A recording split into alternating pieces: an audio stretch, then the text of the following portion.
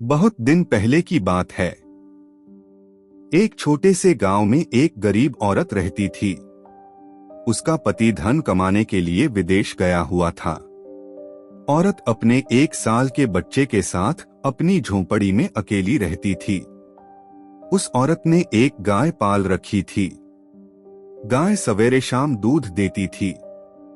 इसी दूध की आय से औरत अपना और बच्चे का पेट पालती थी। उस गांव में एक दिन एक चोर आया। जब उसने पता लगाया तब उसे मालूम हुआ कि इस गांव में सिर्फ उसी औरत के घर में एक गाय है।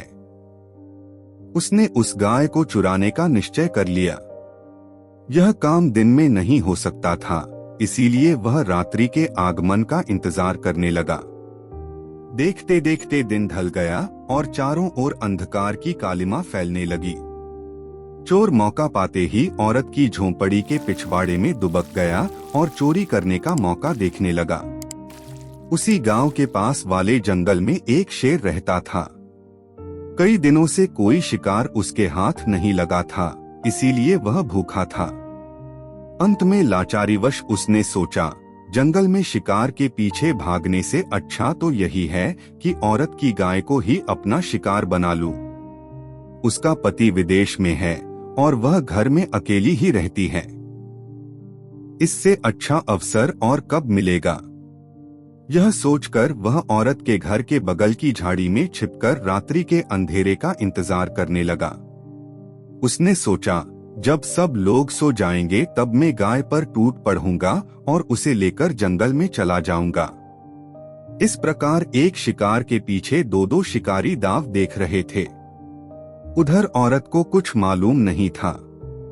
उसने रात का भोजन खाया और बच्चे को सुलाने लगी, परंतु वह नन्हा सा बच्चा जोर जोर से रोता जा रहा था। माँ ने उसे बहुत मनाया पर उसकी रुलाई बंद नहीं हुई। अंत में माँ ने बच्चे को डराने के उद्देश्य से कहा, चुप हो जा बेटे, नहीं तो बड़ा शेर तुझे उठा ले जाएगा। परंतु इसका असर भी बच्चे पर कुछ नहीं पड़ा। वह चिल्ला चिल्ला कर रोता रहा।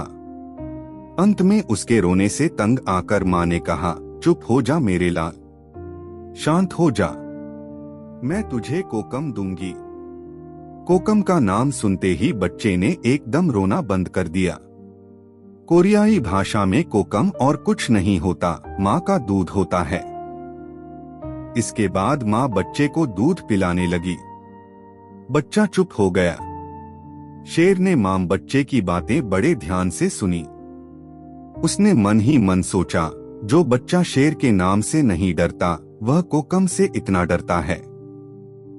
शायद कोकम कोई बहुत बड़ा और शक्तिशाली जानवर होगा जो किसी भी समय यहाँ आ सकता है। इसलिए यहाँ अधिक देर तक रहना खतरे से खाली नहीं है। इस प्रकार शेर घर के बगल की झाड़ी से निकला और जैसे ही वह जंगल की ओर मुड़ा, वैसे ही कोई भारी वस्तु उसकी पीठ पर गिरी। उसी समय उसके गले में कुछ उलझ गया और आंधी के समान उसकी पीठ पर मार पड़ने लगी। शेर ने सोचा, हो न हो यह वही कोकम जानवर है।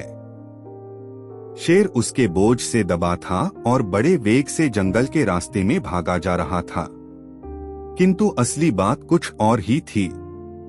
औरत की झांपड़ी के पिछवाड़े में दुबके हुए चोर ने शेर को गाय समझ लिया था और जैसे ही शेर भागने के लिए उठा, वैसे ही चोर ने उस पर रस्सी का फंदा फेंककर उसका गला फंसाया था और उसके बाद वह स्वयं उसकी पीठ पर सवार हो गया था। दोनों शिकारी धोखे में थे। शेर समझता था कि कोकम उसकी पीठ पर सवार है और वह उस पर बेंत बरसा रहा है, और चोर समझता था कि वह गाय पर सवार है और उसे मार रहा है। इस अजीब हालत में उस शेरवाहिनी चोर की दौड़ रात भर जारी रही। रात भर दौड़ते दौड़ते शेर इतना थक गया था और कोकम से इतना भयभीत हो गया था कि सवेरे होते वह निर्जीव सा अथवा पालतू जानवर का सा व्यवहार करने लगा था। उधर चोर भी इतना थक गया था कि जब सवेरा हुआ तब भी उसे ख्याल नहीं आया कि वह किसकी पीठ पर सवार है। परंतु जैसे ही उसने गांव में प्रवेश किया, वैसे ही गांव वाले उसकी मस्ती को देखकर अचरज में पड़ गए। सब लोग उसको घूर घूर कर देखने लग गए थे। सब लोगों को अपनी ओर घूरते देखकर चोर ने अपनी सवारी की ओर देखा। शेर को देखते ही उसके रोंगटे खड़े हो गए, परंतु वह साहसी था।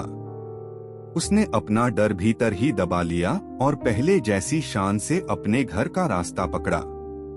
जब वह अपने द्वार पर पहुंच गया, तब बड़े ठाठ से शेर की पीठ से उतरा और शेर को जंगल का रास्ता दिखाकर घर में चला गया।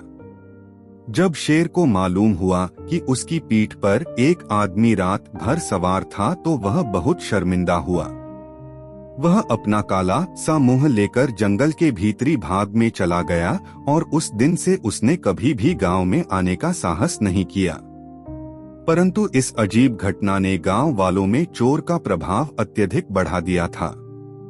उस दिन से उसने यह डींग मारनी शुरू कर दी थी कि जंगल का वह शेर उसका साथी है और वह उसकी पीठ पर सवारी करने की सामर्थ्य रखता है।